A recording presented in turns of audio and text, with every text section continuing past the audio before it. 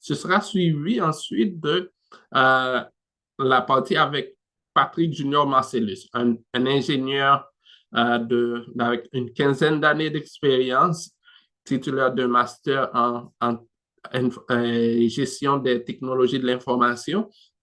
Il a occupé des postes de IT Director, de manager d'infrastructure et de sécurité, et ingénieur réseau et tout ça. Aussi, il est membre senior de l'I3E.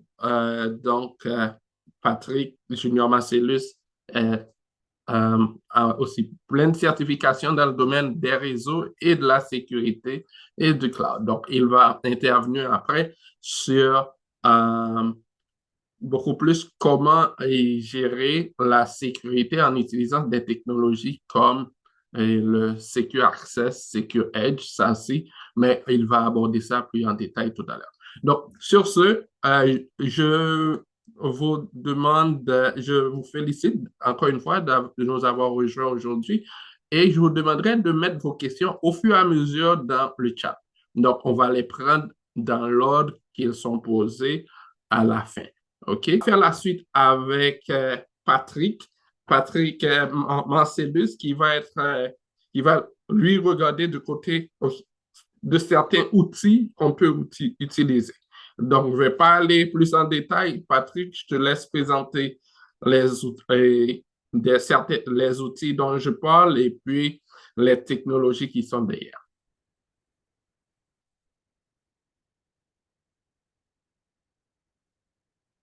OK, on voit ton écran, mais on ne t'entend pas. Oh, merci, Ewald. Désolé, j'étais sur mute. OK. OK. Bon. Donc, on va voir comment sécuriser les données professionnelles avec SASI. Et donc, normalement, et quand je parle de SASI, c'est une nouvelle Juste technologie. un moment, Patrick, est-ce que tu peux descendre ta caméra un peu? Juste, on voit juste un bout de ta tête. OK, Oh, vous me c'est voyez bon. maintenant? Oui, oui, oui, oui. C'est bon, OK. merci. Voilà. C'est qu'aujourd'hui, nous vivons dans un environnement numérique plus risqué.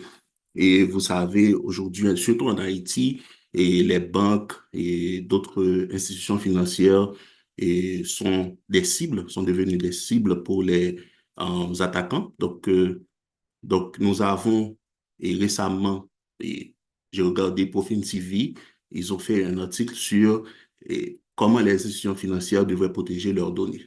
Donc, c'est pour dire que ça devient quelque chose de très important pour les entreprises, surtout en Haïti. Donc, aujourd'hui, il y a un autre, une autre chose, c'est que le travail à distance, parce que euh, avant Covid,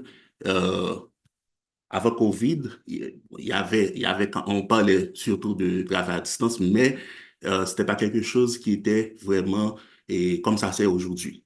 Et aussi les appareils personnels, aujourd'hui, quelqu'un peut venir avec son laptop et travailler sans aucun problème. Tout comme la personne peut rester chez lui et accéder à vos applications. Et autre enjeu majeur, c'est que aujourd'hui, les données sont dispersées, les données sont partout. Et dans le temps, on avait les données qui sont hébergées au niveau des data centers. Par exemple, et si tu travailles pour une entreprise, l'entreprise a un data center, donc vous allez avoir normalement vos serveurs et toutes vos données hébergées au niveau du data center. C'est à partir de là, on allait ont implémenté des security stacks justement pour protéger ces données. C'est-à-dire avoir un Next Generation Firewall, avoir des email security appliances, parce que absolument tout, URL filtering, malware sandboxing, et UTM, des devices en soi pour pouvoir protéger les données. Mais aujourd'hui, on peut plus parler de perimeter based parce que les données sont partout. Les données sont hébergées sur le cloud à travers des infrastructures, par exemple sur AWS, IaaS, Azure, Google Cloud Platform. Les données sont aussi à travers des applications SaaS. C'est-à-dire aujourd'hui, et la majorité des entreprises, je peux dire 80% des workloads sont sur le cloud. Et autre chose, les utilisateurs sont partout. Donc, même quand on fait une séance de formation et security awareness training pour les collaborateurs, pour les employés, ça ne veut pas dire, vous leur dire que c'est pas bon de se connecter sur un réseau public, mais l'utilisateur peut se connecter sur un réseau public. Et tout comme l'utilisateur peut se connecter chez lui, sur le réseau d'entreprise, etc. Donc, nous avons un système any-any, c'est-à-dire l'utilisateur peut accéder n'importe où et les applications sont partout et les réseaux sont multiples. Donc, comment mettre en place un système de sécurité pour protéger les données qui sont reparties et partout, qui sont partout aujourd'hui, qui sont sur le cloud, IaaS, SaaS, etc., qui sont au niveau des data centers et qui sont chez nous en premise et puis qui sont dans, dans vos laptops, les appareils mobiles, etc. Donc, les modèles de sécurité en périmétrie traditionnelle ne tiennent plus. Donc, voilà pourquoi on va penser justement à ce modèle qui est SASI. Donc, SASI en soi, c'est je dirais, une architecture.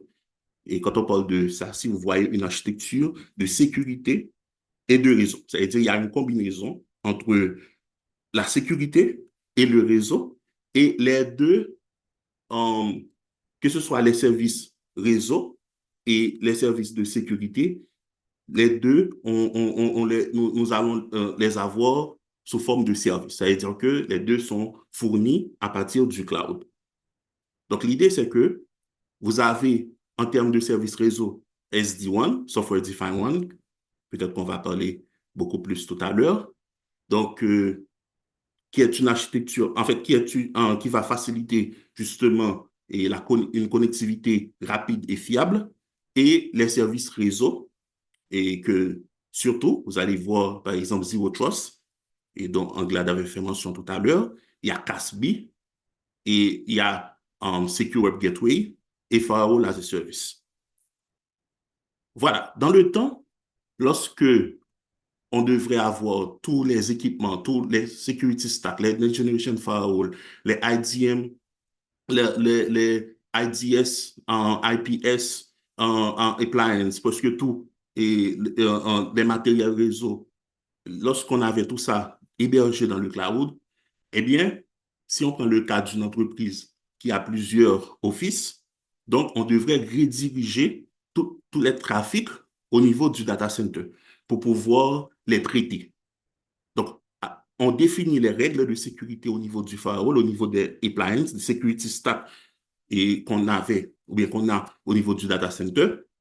Et puis, on définit toutes les règles de sécurité dessus. Maintenant, que ce soit la personne se trouve et que soit la personne se trouve à distance, disons qu'il travaille de chez lui étant, ou bien la personne se trouve dans un remote site.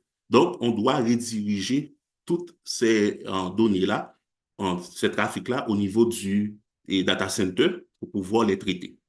Donc, ça pose un problème majeur, un problème de performance parce que normalement, d'habitude, comment on fait pour interconnecter les différents sites? Peut-être que dans le temps, on utilisait surtout un réseau MPLS pour interconnecter les différents offices. Et puis, peut-être pour l'utilisateur qui veut accéder de chez lui étant, on utilise une connexion VPN. Donc, on utilise l'Internet et on crée un tunnel VPN et à partir de l'Internet pour donner accès à cette personne. Maintenant, et par rapport à tous ces enjeux-là, premièrement, on avait un problème de performance, on avait aussi un problème de sécurité. Parce que, premièrement, si quelqu'un veut accéder à une application sur le cloud, on devrait transiter à travers le réseau MPLS et aller au niveau du data center pour qu'on puisse appliquer les règles de sécurité, pour voir s'il y a malware, etc. De même, si la personne travaille de chez lui étant, peut-être qu'on devrait faire la même chose. Et d'autant plus, il y a un élément important qu'on ne prenait pas en compte. Et généralement, surtout dans les entreprises en Haïti, ce qui arrive, c'est que l'utilisateur accède, par exemple, à une application SaaS de chez lui étant, et il travaille sans aucun problème. Il n'y a aucune, peut-être qu'au niveau de l'application, on peut mettre en place quelques mesures de sécurité, mais on ne prend pas en compte, en fait, on ne prend pas en compte une architecture unifiée. Ça veut dire que avoir une plateforme où l'on peut tout monitorer, où l'on peut tout voir, qu'on ait une visibilité accrue et ensuite définir des contrôles. Donc, l'autre chose, c'est que nous avons des systèmes de sécurité, je dirais, isolés. Par exemple, je peux appliquer des mesures de sécurité pour protéger l'utilisateur qui travaille à distance. Au niveau de l'Office, on peut se dire, voilà, que ici, c'est un réseau Trust. Donc, on n'a pas besoin d'implémenter des mesures de sécurité. Et tout comme à distance, on peut se dire, voilà, on va et peut-être utiliser un proxy, je ne sais pas, pour ça veut dire, vous implémentez des mesures de sécurité différentes partout. Donc, là encore, c'est un autre problème. Maintenant, avec SASI, ce que SASI euh, va faire, premièrement, on va avoir une approche, je dirais, unifiée, c'est-à-dire une question de plateforme. Donc, une seule plateforme où l'on peut définir des règles de sécurité pour dire l'utilisateur, quel que soit l'utilisateur, que ce soit l'utilisateur se trouve et au niveau de l'Office ou à distance ou se connecter sur un réseau public, il a le même niveau de sécurité. Où il se trouve et quelle que soit l'application que l'utilisateur essaie d'y accéder. Que ce soit une application SaaS, que ce soit une application qui est hébergée au niveau de AWS, je dirais 3 tiers, 2 tiers, IaaS, etc., que ce soit l'application se trouve en local au niveau de l'environnement on-premise. Donc, quelle que soit la situation, eh bien, la personne va normalement, et va avoir le même niveau de sécurité. Ce qui est intéressant avec SASI. Maintenant, allons voir les composantes clés du SASI. Il y a Zero Trust, Network Access. Et Zero Trust, c'est pour dire que there is no notion of implied trust. Ça veut dire que on a le même niveau de sécurité partout. En never trust, always verify. On vérifie absolument tout.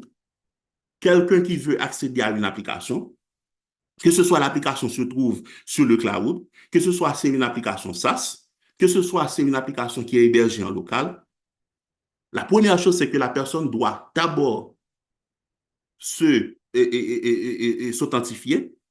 On doit alors s'identifier et s'authentifier. La personne, on doit appliquer la double authentification, c'est-à-dire utiliser plusieurs facteurs et d'authentification. En plus, on doit aussi vérifier le device, c'est-à-dire avec l'architecture Zero Trust, c'est-à-dire on doit vérifier au niveau du device, le laptop qu'utilise l'utilisateur, est-ce que le laptop a un logiciel antivirus? Est-ce que le laptop a un pare-feu? Est-ce que le laptop, par exemple, je dis n'importe quoi, on a un BitLocker pour encrypter les données, le drive, le disque dur? Est-ce que est-ce que le système d'exploitation est à jour? C'est juste pour vous donner une idée. Maintenant, on vérifie et tout ça, ça veut dire on fait le device posture pour le laptop. C'est vrai que l'utilisateur peut être autorisé à accéder, mais si son ordinateur ne respecte pas les règles, l'utilisateur ne va pas pouvoir y accéder. Et autre chose, est-ce que cette personne est autorisée à accéder à cette application?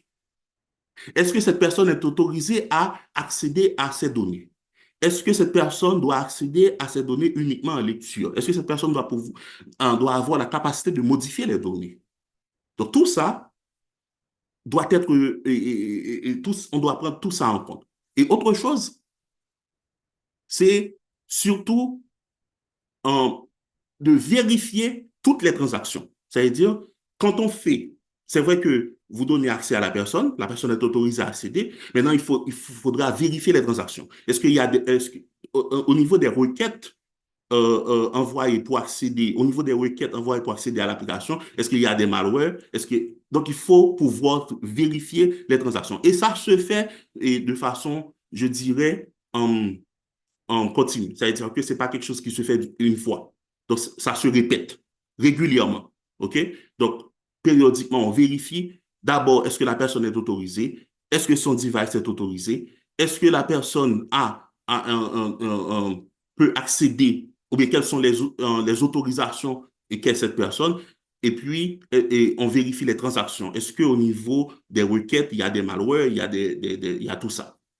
Donc, c'est tout ça, le zero trust.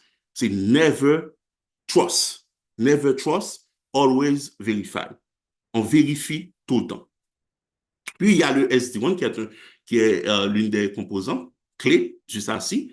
Parce que dans le temps, comment on faisait, on avait des routeurs peut-être partout et déployés au niveau des différents sites.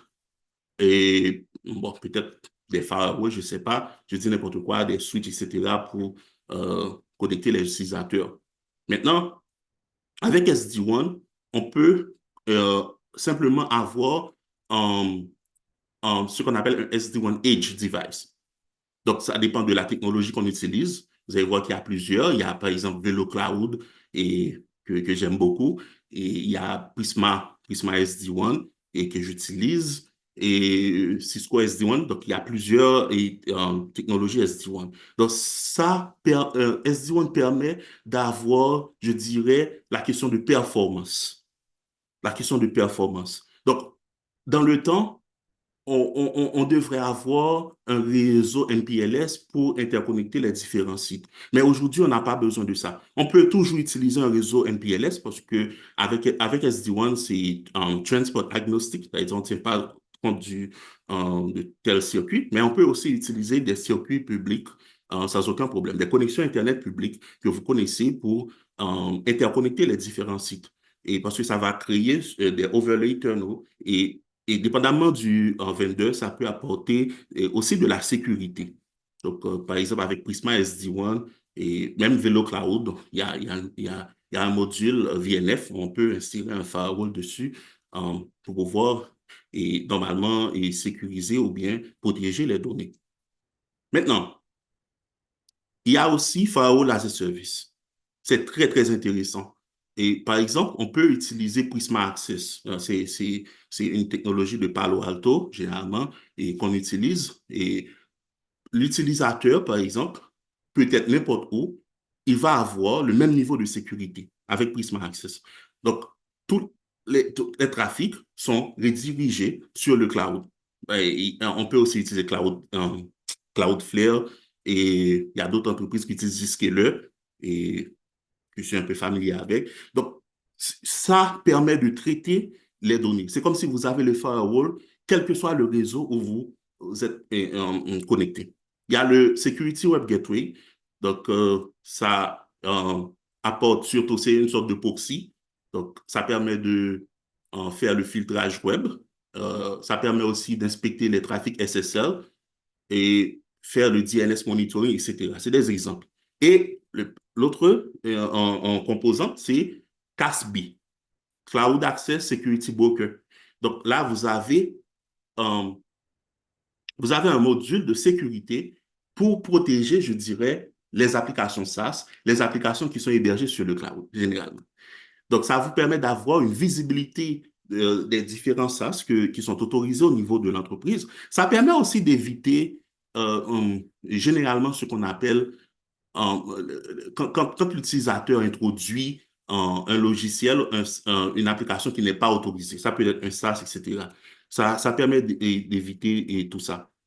Donc, c'est aussi un proxy et ça permet aussi de sécuriser les données qui sont hébergées sur le cloud. Parce que ce qui arrive avec les SaaS, généralement, vous avez votre application SaaS, Office 365, et on définit, peut-être on utilise un TRID pour définir des règles de sécurité, des règles de contrôle, et les utilisateurs et les groupes et les policiers, etc. Vous utilisez peut-être, et je ne sais pas, je dis n'importe quoi, et Intune, et pour de MDM, MAM, c'est-à-dire et Mobile Management, Mobile Device Management, Mobile Application Management, et vous utilisez absolument, probablement tout ça, mais il y a un niveau de contrôle. que vous n'avez pas. Il y a un niveau de visibilité que vous n'avez pas. Et en plus, vos solutions de sécurité sont, je dirais, vous avez une solution parce que pour chaque chose. Pourquoi ne pas avoir une solution unifiée, une plateforme et une plateforme où l'on peut avoir une visibilité sur tout ce qui se passe. Euh, essayer d'avoir des insights des points pour monitorer. Lorsqu'il y a un problème, on peut facilement vérifier. Donc, tout ça, c'est possible avec SASI. Et ce que je pourrais ajouter, c'est que aujourd'hui, SASI, on ne peut pas considérer SASI comme étant une solution pas une solution, alors une architecture et du futur. Donc, ça ne fait aucun sens. Ça, si pour moi, c'est une nécessité stratégique pour une entreprise. Parce que ça permet de protéger les données personnelles, les données financières, les clients, RH, etc. Ça permet aussi de se conformer aux règles et réglementations. Et donc aujourd'hui, par exemple en Haïti, pour les institutions financières, vous avez la circulaire 126 de la BRH qui définit un ensemble de règles et que les institutions financières doivent être respectées. Ça aussi garantit la continuité des activités face aux cybermenaces et ça permet aussi, je dirais, d'accompagner la transformation numérique en toute sécurité. Parce que plusieurs entreprises aujourd'hui parlent de transformation digitale, transformation numérique, mais ne tiennent pas compte de la sécurité en soi dans leur parcours. Donc, il faut euh, penser vraiment à une architecture de sécurité.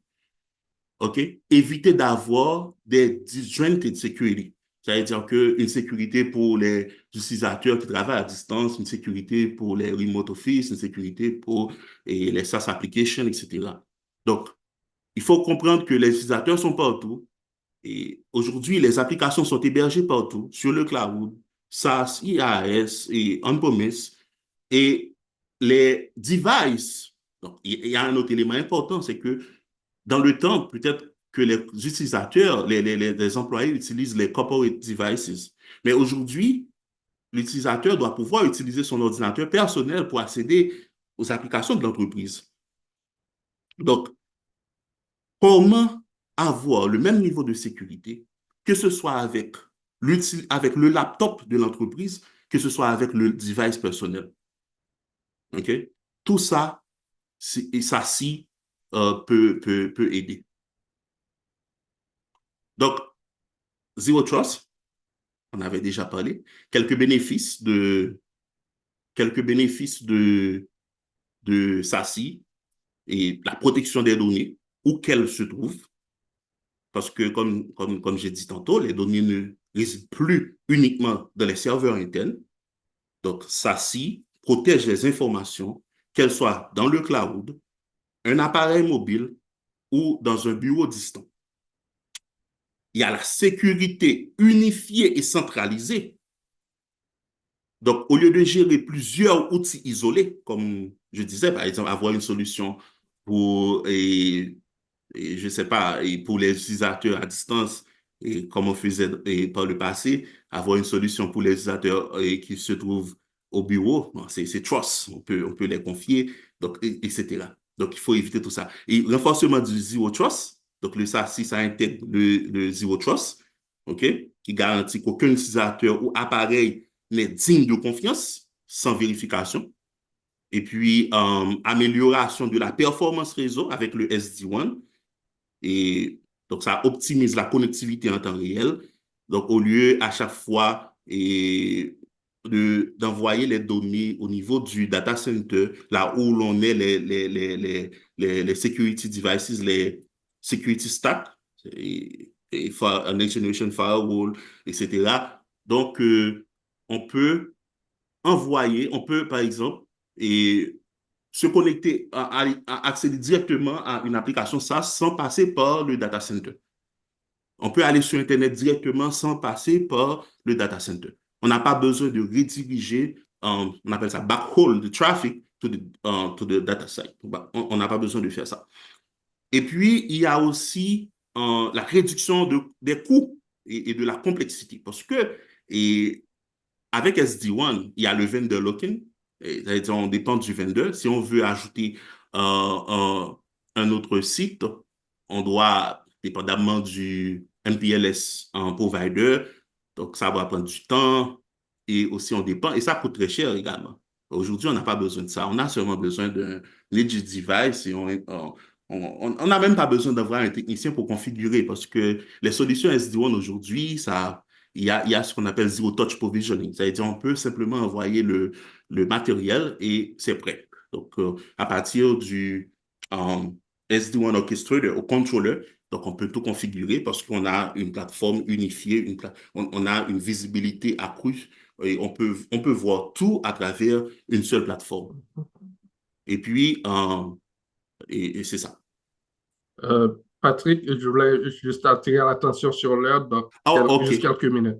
D'accord, merci. Donc, pour finir, et les bénéfices concrets pour l'entreprise, c'est réduction du risque de cyberattaque et renforcement de la confiance des clients et partenaires, amélioration de la productivité des employés à distance, la modernisation de l'infrastructure sans compromettre la sécurité. Maintenant, pourquoi agir maintenant? Donc, la sécurité ne peut plus être centrée sur le data center. On ne peut pas se dire, voilà, aujourd'hui, on va avoir des firewalls au niveau du data center, IDS, IPS, des malware sandboxing. Donc, c'est pas la meilleure approche aujourd'hui. Avec le cloud et la mobilité, ça impose une sécurité distribuée. L'idée, c'est au lieu d'avoir le security stack au niveau du data center, et pourquoi ne pas l'avoir sur le cloud, là où il est plus proche des clients et plus proche des data, des données. Donc ça, si ça offre une visibilité complète, ça vous permet de voir tout, absolument tout, permet de définir des policies pour les utilisateurs qui vont accéder sur le cloud, des SaaS applications et aussi des applications hébergées en local. Ça offre également une résilience et base solide pour Zero Trust. En termes de conclusion, donc, en unifiant la connectivité et la sécurité dans le cloud, et le modèle SASI aide les entreprises à protéger leurs données, renforcer leur résilience et soutenir leur transformation numérique. Merci beaucoup. Merci, et Patrick, tellement captivant. Je te dis que euh, j'imaginais, pendant que tu parlais de ça, si j'imaginais certaines entreprises ou bien des responsables d'infrastructures d'entreprise qui prendraient note pour voir comment appliquer ça dans leur environnement. Très pratique, très bien expliqué. Merci.